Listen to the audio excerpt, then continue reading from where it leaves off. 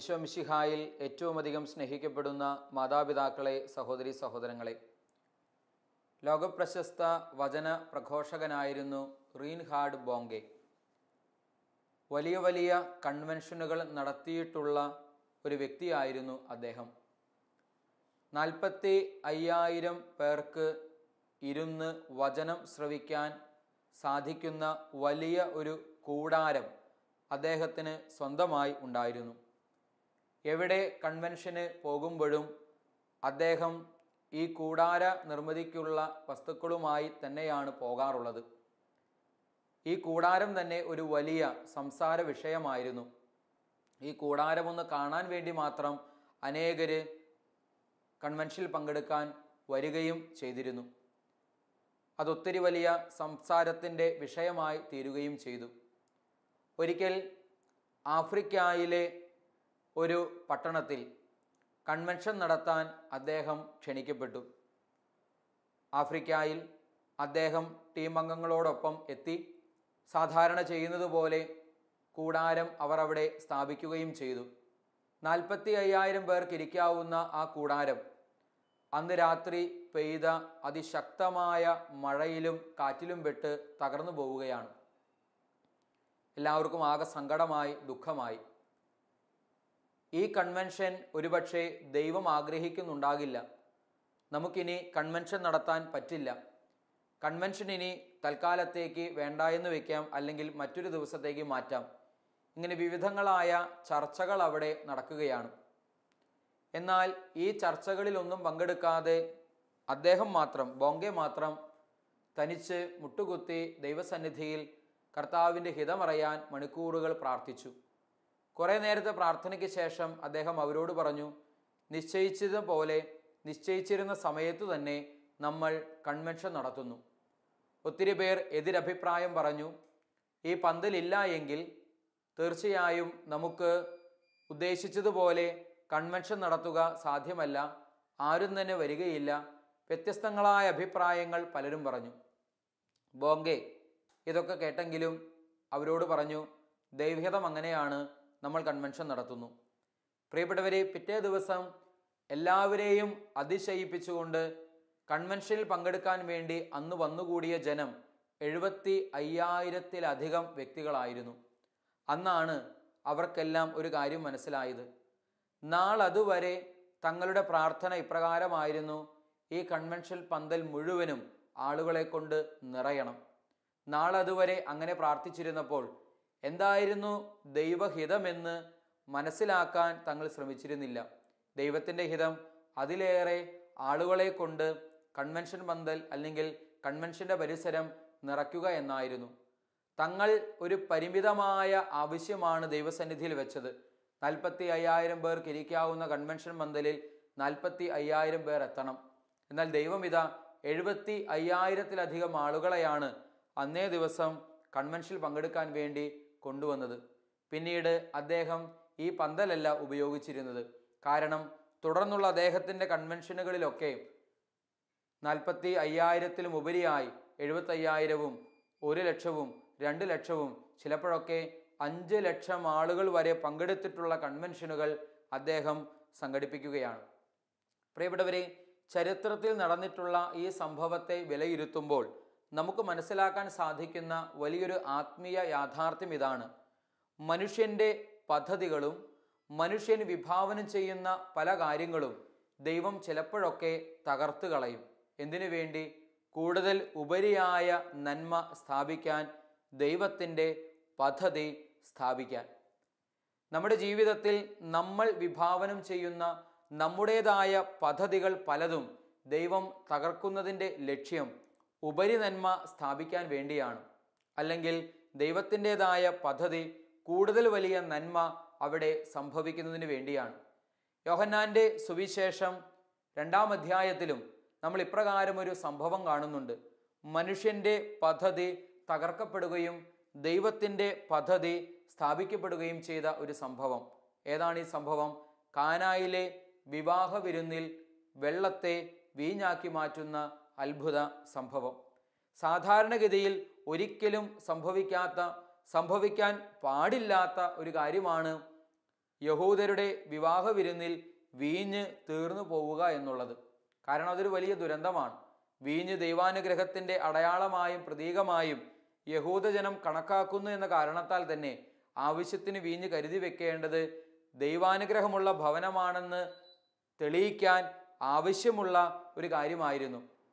എന്നാൽ പ്രിയപ്പെട്ടവരെ, അതുപോലും കരുതി വെക്കാൻ ഈ കുടുംബത്തിന് സാധിച്ചില്ല എങ്കിൽ അവരുടെ പദ്ധതികളും കണക്കു കൂട്ടലുകളുമെല്ലാം പിഴച്ചു പോകുന്ന, തകർക്കപ്പെടുന്ന യാഥാർത്ഥ്യം അല്ലെങ്കിൽ ഒരു ദുരന്തം ആ ഭവനത്തിൽ സംഭവിക്കുന്നു. എന്നാൽ ഉപരിനന്മ, ദൈവ പദ്ധതി അവിടെ നിറവേറുകയാണ്. ഒത്തിരിയേറെ ദൈവശാസ്ത്ര വെളിപ്പെടുത്തലുകൾ നമുക്ക് ലഭിക്കുന്ന ഒരു തിരുവചന ഭാഗം കൂടെയാണ് യോഹന്നാന്റെ സുവിശേഷം 2-ാം അധ്യായം 1 മുതൽ 11 വരെയുള്ള വാക്യങ്ങളിൽ കാനായിലെ വിവാഹ വിരുന്ന് എന്ന തലക്കെട്ടോടുകൂടെ നമ്മൾ വായിക്കുന്ന വിശുദ്ധ ഗ്രന്ഥ ഭാഗം.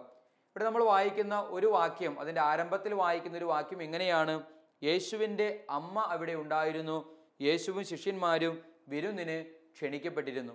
യേശുവിൻ്റെ അമ്മ അവിടെ ഉണ്ടായിരുന്നു, യേശുവും ശിഷ്യന്മാരും വിരുന്നിന് ക്ഷണിക്കപ്പെട്ടിരുന്നു. സത്യത്തിൽ പരിശുദ്ധ അമ്മ ക്ഷണിക്കപ്പെട്ട ഒരു അതിഥി ആയിട്ടല്ല സുവിശേഷകൻ ഇവിടെ എഴുതി വച്ചിരിക്കുന്നത്. നേരെ മറിച്ച് ആ കുടുംബത്തിൻ്റെ ഏറ്റവും അടുത്ത ഒരു ബന്ധു, ക്ഷണിക്കപ്പെടാതെ തന്നെ അവിടെ സന്നിഹിതയാകാൻ സാധ്യതയുള്ള അല്ലെങ്കിൽ അവകാശമുള്ള ഒരു ബന്ധു, അടുത്ത സുഹൃത്ത് എന്ന നിലയിലാണ് മറിയത്തെ ഇവിടെ അവതരിപ്പിക്കുന്നത്. യേശുവിൻ്റെ അമ്മ അവിടെ ഉണ്ടായിരുന്നു. അവൾ ക്ഷണിക്കപ്പെട്ട് വന്നവളല്ല, ക്ഷണിക്കപ്പെടാതെ തന്നെ വരാൻ മാത്രം അർഹതയും യോഗ്യതയും ഉണ്ടായിരുന്ന ആ കുടുംബത്തിന് ഏറ്റവും പ്രിയപ്പെട്ട, വേണ്ടപ്പെട്ട ആരോ ആയിരുന്നു മറിയം എന്ന് ഈ വിശുദ്ധ ഗ്രന്ഥ ഭാഗത്ത് ഈ ഒരു വാക്യത്തിലൂടെ സുവിശേഷകൻ പറഞ്ഞു വെക്കുകയാണ്. പ്രിയപ്പെട്ടവരെ, ഏതൊരു ക്രിസ്തു ശിഷ്യന്റെ ഭവനത്തിലും ജീവിതത്തിലും കുടുംബത്തിലും ക്ഷണിക്കപ്പെടാതെ തന്നെ കടന്നു വരാൻ അർഹതയും യോഗ്യതയുമുള്ള ഏറ്റവും അടുത്ത വ്യക്തിയാണ് കന്യകാമറിയം എന്ന ഒരു യാഥാർത്ഥ്യത്തിൻ്റെ വിദൂര സൂചന കൂടെയാണ് ഈ ഒരു വചനഭാഗം നമുക്ക് നൽകുന്നത്. സാധാരണയായി ഏതൊരു സുവിശേഷ ഭാഗങ്ങളിലും ഈശോയെക്കുറിച്ച് പരാമർശിക്കുന്ന, ഈശോയുടെ സാന്നിധ്യമുള്ള ഏതൊരു വചനഭാഗങ്ങളിലും ഈശോയെ പരാമർശിച്ചതിന് ശേഷമാണ് മറ്റ് കഥാപാത്രങ്ങളെ പരാമർശിക്കാറുള്ളത്. എന്നാൽ എന്തുകൊണ്ടോ യോഹന്നാന്റെ സുവിശേഷം 2-ാം അധ്യായത്തിൽ വിവരിക്കുന്ന ഈ സംഭവത്തിൽ ആദ്യം പറയുന്നത് മറിയത്തിൻ്റെ പേരാണ്. യേശുവിൻ്റെ അമ്മ അവിടെ ഉണ്ടായിരുന്നു, യേശു ശിഷ്യന്മാരും ക്ഷണിക്കപ്പെട്ടിരുന്നുവെന്ന്. അതായത് ഇവിടെ നായിക പ്രാധാന്യമുള്ള ഒരു സംഭവമാണ് ഇവിടെ അരങ്ങേറാൻ പോകുന്നത് എന്ന സൂചന യോഹന്നാൻ ഇവിടെ നമുക്ക് മുൻപിൽ അവതരിപ്പിക്കുകയാണ്. അതിനൊരു കാരണമുണ്ട്.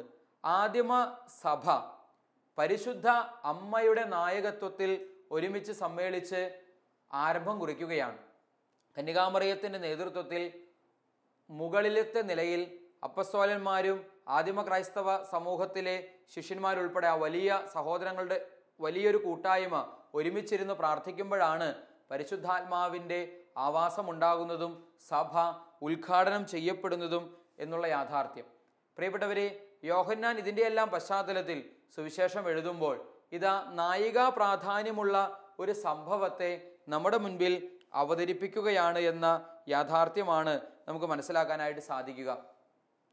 പരിശുദ്ധ അമ്മയ്ക്ക് ഈ സംഭവത്തിൽ വളരെ പ്രാധാന്യം ഉണ്ട് എന്ന ഈ സംഭവത്തിൽ, ഈ അത്ഭുതത്തിൽ, ഈശോയുടെ ആദ്യ അത്ഭുതത്തിൽ കന്യകാമറിയത്തിൻ്റെ സാന്നിധ്യം വളരെ പ്രാധാന്യമുള്ള ഒരു യാഥാർത്ഥ്യമാണ് എന്ന് സുവിശേഷകൻ നമ്മുടെ മുൻപിൽ അവതരിപ്പിക്കുകയാണ്. രണ്ടാമതായി നമ്മളിവിടെ കാണുന്ന മറ്റൊരു കാര്യം, അവിടെ വീഞ്ഞ് തീർന്നു പോയപ്പോൾ ഈശോ അവരോട്, പരിശുദ്ധ അമ്മ ഈശോയോട് പറഞ്ഞു, മറിയം ഈശോയോട് പറഞ്ഞു, അവർക്ക് വീഞ്ഞില്ല. വീഞ്ഞ് തീർന്നു പോവുക അപ്രതീക്ഷിതമായ അല്ലെങ്കിൽ ആകസ്മികമായി സംഭവിച്ച ഒരു കാര്യം പോലെ നമുക്കിവിടെ തോന്നാം. വീഞ്ഞ് തീരുക എന്ന് പറഞ്ഞാൽ ഒരിക്കലും സംഭവിക്കാൻ പാടില്ലാത്ത ഒരു കാര്യമാണ്. പക്ഷെ ഇതാ അവരുടെ വീഞ്ഞ് തീർന്നു പോകുന്നു. യഹൂദരെ സംബന്ധിച്ച് വിവാഹ വിരുന്നിൻ്റെ അവിഭാജ്യമായ ഒരു ഘടകമായിരുന്നു വീഞ്ഞ്. എന്ന് മാത്രമല്ല, മിശിഹായുടെ 2ാമത്തെ ആഗമനത്തിൽ പുതിയ ഇസ്രായേലിന്റെ സൃഷ്ടിയിൽ വീഞ്ഞിൻ്റെ സമൃദ്ധിയെക്കുറിച്ചുള്ള പ്രവചനങ്ങൾ പോലും പ്രവാചകന്മാർ നേരത്തെ തന്നെ പറഞ്ഞിട്ടുള്ളതും വിശുദ്ധ ഗ്രന്ഥത്തിൽ നമുക്ക് കാണാനായിട്ട് സാധിക്കും. യെശയ്യാ പ്രവാചകന്റെ പുസ്തകം 25-ാം അധ്യായം 6-ാം വാക്യത്തിൽ നമ്മളിങ്ങനെ വായിക്കുന്നു, ഈ പർവ്വതത്തിൽ സർവ്വജനതകൾക്കും സൈന്യങ്ങളുടെ കർത്താവ് ഒരു വിരുന്നൊരുക്കും. മജ്ജയും കൊഴുപ്പുമുറ്റിയ വിഭവങ്ങളും മേൽത്തരം വീഞ്ഞുമുള്ള ഒരു വിരുന്ന്. ഇതേ ആശയം തന്നെ ഹോസിയ പ്രവാചകന്റെ പുസ്തകം 2-ാം അധ്യായം 19 മുതൽ 22 വരെയുള്ള വാക്യങ്ങളിൽ നമുക്ക് വായിക്കാനായിട്ട് സാധിക്കും. എന്ന് വെച്ചാൽ യഹൂദരെ സംബന്ധിച്ചിടത്തോളം കേവലം ഒരു വിഭവം മാത്രമല്ല ഈ വീഞ്ഞ് എന്ന് പറയുന്നത്. അതിനപ്പുറത്ത് അവർക്കതിന് ഒരുപാട് ആത്മീയ യാഥാർത്ഥ്യങ്ങൾ ഉൾക്കൊള്ളുന്ന ഒരു യാഥാർത്ഥ്യം കൂടെയാണ് വീഞ്ഞ് എന്ന് പറയുന്നത്. പ്രിയപ്പെട്ടവരെ, എന്നാൽ ഇതാ അത് ആവശ്യത്തിന് കരുതി വയ്ക്കാൻ ഈ കുടുംബം മറന്നു പോകുന്നു എന്നുള്ള ഒരു ദുഃഖസത്യം നിലനിൽക്കുന്നു. ഈ വിഷയം ആദ്യമായി ഈശോയുടെ ശ്രദ്ധയിൽപ്പെടുത്തുന്നത് മറിയമാണ്. ന്യായമായും തോന്നിയേക്കാവുന്ന ഒരു സംശയവും ചോദ്യവും. മറിയം ഈ വിഷയം ആദ്യം അറിഞ്ഞ് ഈശോയുടെ ശ്രദ്ധയിൽപ്പെടുത്തും മുൻപ് തന്നെ ഈശോ ഇത് അറിഞ്ഞിരുന്നില്ലേ? തീർച്ചയായും ഈശോയ്ക്ക് അത് അറിയാമായിരുന്നു. മറിയം മുൻപ് തന്നെ ഈശോയ്ക്ക് അത് അറിയാമായിരുന്നു. എന്നിട്ടെന്തേ ഈശോ യാതൊന്നും ചെയ്യാതെ നിഷ്ക്രിയനായി വെറുതെ ഈ ഒരു കാര്യത്തിൽ ഇടപെടാതെ വെറുതെ നിൽക്കുന്നു? പ്രിയപ്പെട്ടവരെ, ഈശോ കരുണയുടെ അവതാരമാണ്. കരുണ തന്നെയായ ദൈവപുത്രൻ എന്തുകൊണ്ട് ഇവിടെ കാരുണ്യം കാണിക്കുന്നില്ല? ഈശോ നിശബ്ദനായി അവിടെ നിൽക്കുന്നുണ്ട് എങ്കിൽ അതിൻ്റെ കാരണം തൻ്റെ അമ്മയുടെ പ്രാധാന്യം ദൈവജനത്തിന് ബോധ്യപ്പെടാൻ തൻ്റെ അമ്മ ഈ വിഷയം തൻ്റെ മുൻപിൽ അവതരിപ്പിച്ച് അങ്ങനെ താൻ അത്ഭുതം പ്രവർത്തിക്കുമ്പോൾ അമ്മയ്ക്ക് ദൈവീക പദ്ധതിയിലുള്ള സ്വാധീനത്തെക്കുറിച്ച്, അല്ലെങ്കിൽ ദൈവസന്നിധിയിൽ പ്രാർത്ഥനകൾ അമ്മ വഴി ഉയർത്തുമ്പോൾ ദൈവജനത്തിനത് കൃപയായി മാറുമെന്നുള്ള ഒരു സന്ദേശം ഈശോ ഇതാ മുൻകൂട്ടി നൽകുന്നതിന് വേണ്ടി കൂടെയാണ് അമ്മയുടെ മധ്യസ്ഥത്തിന് വേണ്ടി ഈശോ ക്ഷമയോടെ കാത്തു നിൽക്കുന്നത് എന്ന് നമുക്ക് അനുമാനിക്കാനായിട്ട് സാധിക്കാം. എന്നാൽ അമ്മയുടെ ഈ അഭ്യർത്ഥനയ്ക്ക് മുൻപിൽ ഈശോ പറയുന്ന വാക്കുകൾ ഒരുപക്ഷെ നിഷേധാത്മകമായി നമുക്ക് തോന്നിയേക്കാം. എന്താണ് ഈശോ മറിയത്തെ നോക്കി പറയുന്നത്?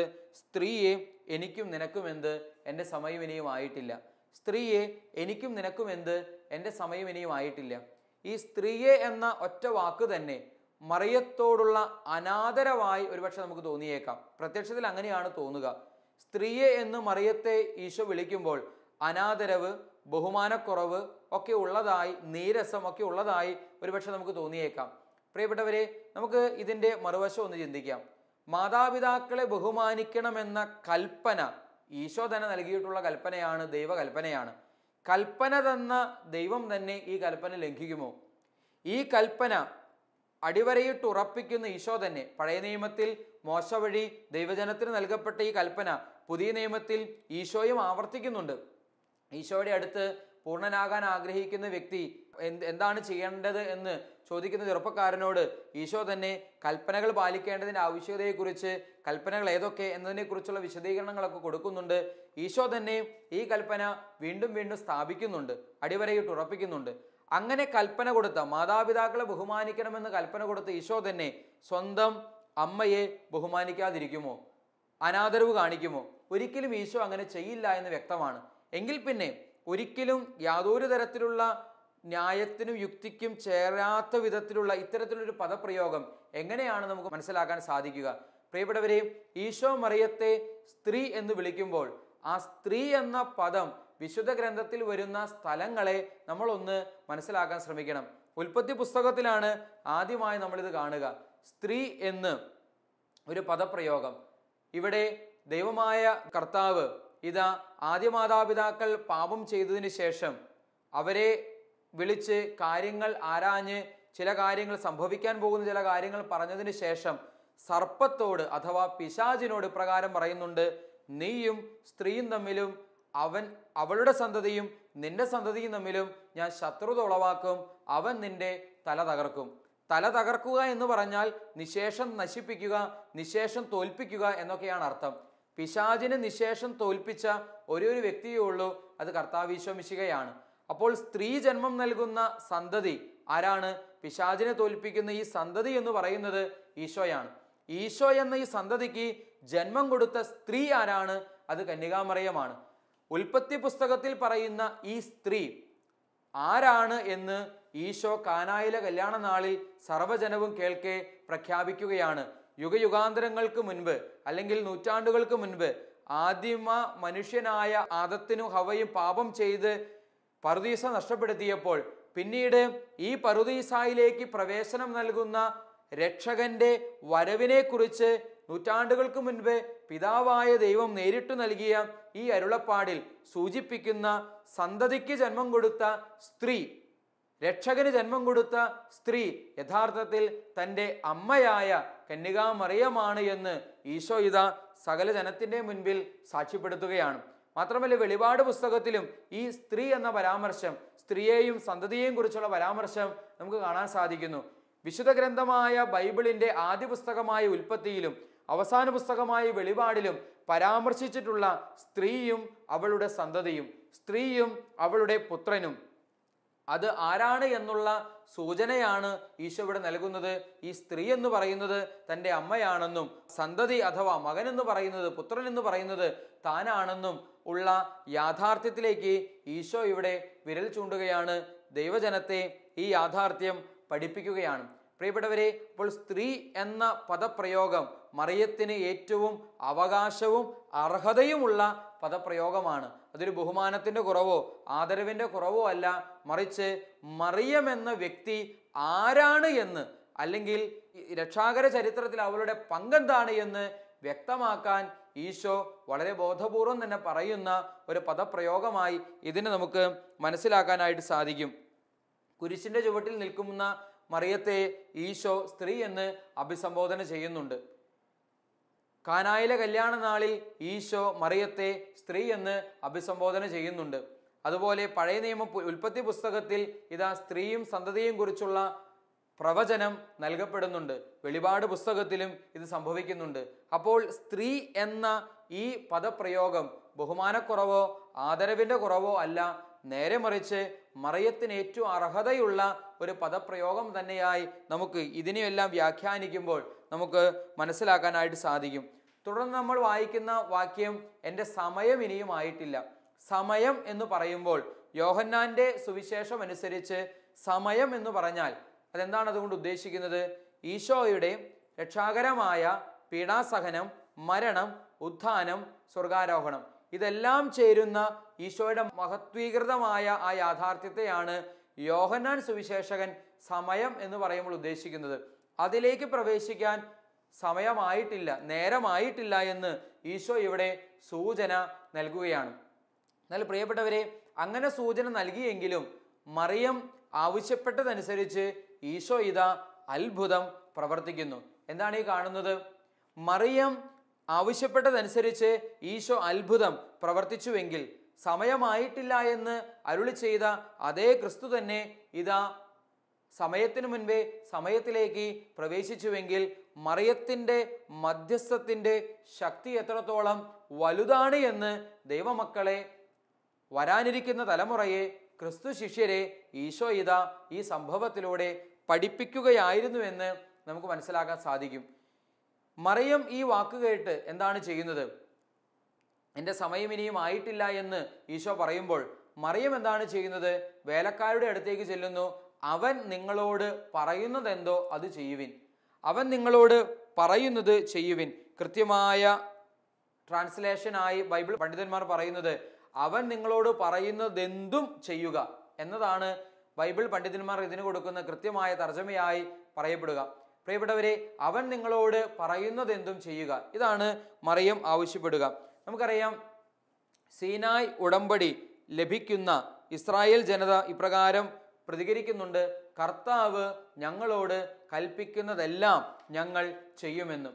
ദൈവം നൽകിയ കൽപ്പനകൾ ജനത്തിന് കൊടുത്തിട്ട് മോശ പ്രവാചകൻ ജനത്തോട് പറയുന്നുണ്ട്, ദൈവം നിങ്ങളോട് കൽപ്പിച്ചതെല്ലാം നിങ്ങൾ അനുസരിക്കുവിൻ. അങ്ങനെയാണെങ്കിൽ മറിയം ഇവിടെ മോശയുടെ പ്രതിനിധിയായി ഈ സംഭവത്തിൽ നിൽക്കുന്നു എന്ന് നമുക്ക് മനസ്സിലാക്കാനായിട്ട് സാധിക്കും.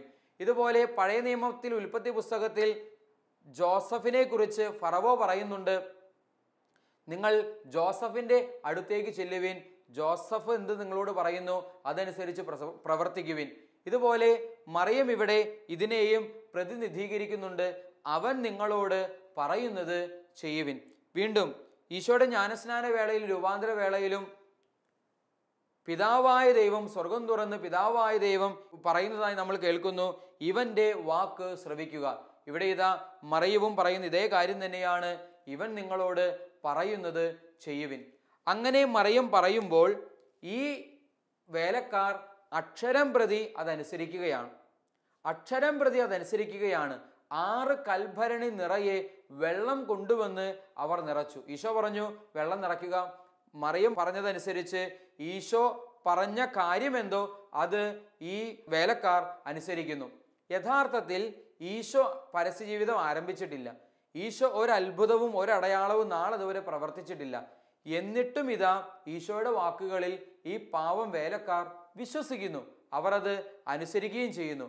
അങ്ങനെ അനുസരിച്ചപ്പോൾ ഒരു മഹാത്ഭുതം സംഭവിക്കുന്നു. ഈശോയുടെ പരസ്യജീവിതത്തിലെ ആദ്യ അത്ഭുതം സംഭവിക്കുകയാണ്. മറിയത്തിന്റെ വാക്ക് കേട്ട് വേലക്കാർ ഈശോ പറയുന്നത് അനുസരിക്കാൻ തയ്യാറായി. ഈശോ പറഞ്ഞത് അവർ അനുസരിച്ചപ്പോൾ ഒരു മഹാത്ഭുതത്തിന് അവർ സാക്ഷിയായി. അഥവാ ഈശോയുടെ ആദ്യ അത്ഭുതത്തിൽ തങ്ങളുടേതായൊരു പങ്ക് വഹിക്കാൻ അവർക്ക് സാധിക്കുകയും ചെയ്തു. സത്യത്തിൽ ഈ വേലക്കാർ ചെയ്തത് വലിയൊരു മണ്ടത്തരമല്ലേ? ഈശോ ആരാണെന്ന് ഇവർക്ക് അറിയാവൂ. ഈശോ അന്ന് വരെ ഒരു അത്ഭുതവും ഒരടയാളവും പ്രവർത്തിച്ചിട്ടില്ല. എന്നിട്ടും ഇതാ ഈശോയിൽ കണ്ണുമടച്ച് വിശ്വസിക്കാൻ ഈ വേലക്കാർ തയ്യാറായി. പ്രിയപ്പെട്ടവരെ, പലപ്പോഴും ഇപ്രകാരം ദൈവഹിതത്തിന് നമ്മളെ തന്നെ പരിപൂർണമായി സമർപ്പിക്കാൻ ലോകദൃഷ്ട്യാ അത് മണ്ടത്തരമാകാം. എന്നാൽ ആ മണ്ടത്തരത്തിന് നമ്മളെ തന്നെ വിധേയമാക്കാൻ നമ്മൾ തയ്യാറാകുമ്പോൾ, ദൈവഹിതത്തിന് സമർപ്പിക്കാൻ തയ്യാറാകുമ്പോഴാണ് ദൈവത്തിന് നമ്മുടെ ജീവിതത്തിൽ ഇടപെടാനും അത്ഭുതങ്ങളും അടയാളങ്ങളും പ്രവർത്തിക്കാനും സാധിക്കുക. പരിപൂർണമായി ദൈവഹിതത്തിന് വിധേയപ്പെടാൻ നമുക്ക് ഓരോരുത്തർക്കും സാധിക്കട്ടെ എന്ന് പ്രാർത്ഥിക്കുകയും ആശംസിക്കുകയും ചെയ്യുന്നു. പിതാവിൻ്റെയും പുത്രൻ്റെയും പരിശുദ്ധാത്മാവിൻ്റെയും നാമത്തിൽ ആമേൻ.